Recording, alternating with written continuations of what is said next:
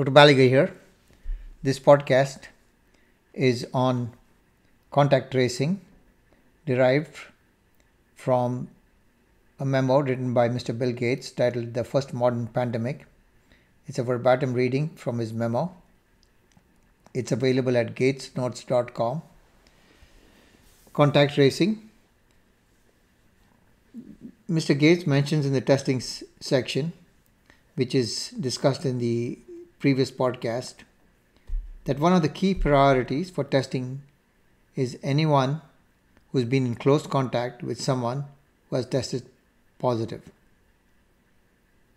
If one can get a list of these people quickly and make sure they are prioritized for a test like the PCR test, which is sensitive enough to detect a recent infection, then these people can isolate themselves before they infect other people. This is the ideal way of stopping the spread of the virus. Some countries, including China and South Korea, required patients to turn over information about where they have been in the last 14 days by looking at GPS information on their phone or their spending records. It is unlikely that Western countries will require this. There are applications one can download that will help you remember where you have been.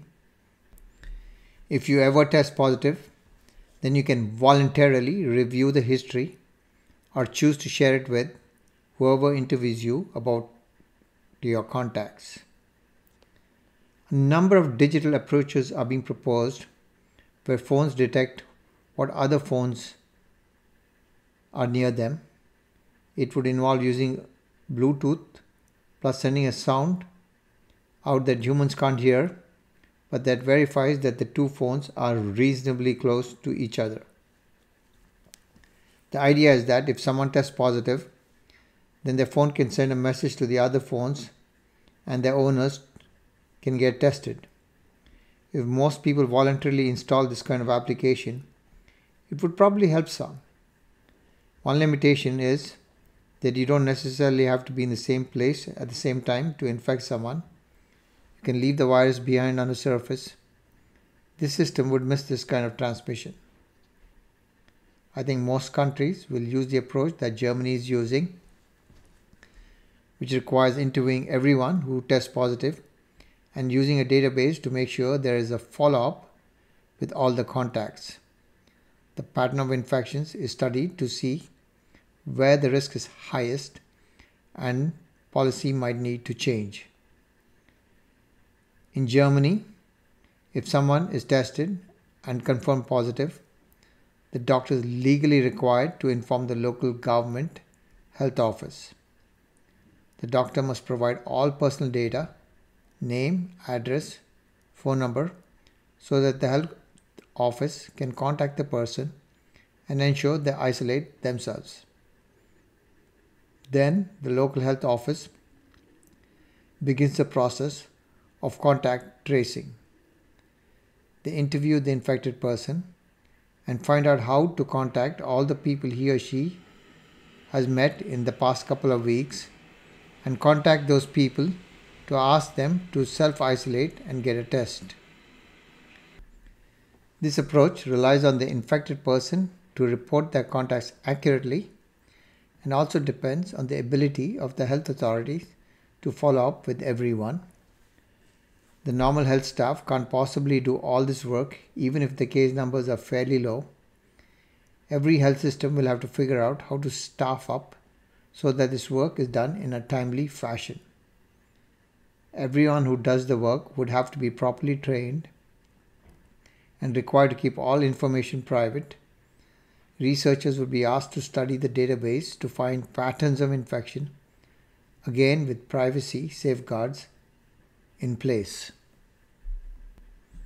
At this point, I would like to add additional comments, particularly the CDC's World Health Organization Collaborating Center for Surveillance, Epidemiology and Control of Influenza plays an important role in the year-round surveillance for early detection and identification of antigenically drifted seasonal influenza viruses, as well as novel influenza A viruses that may have pandemic potential.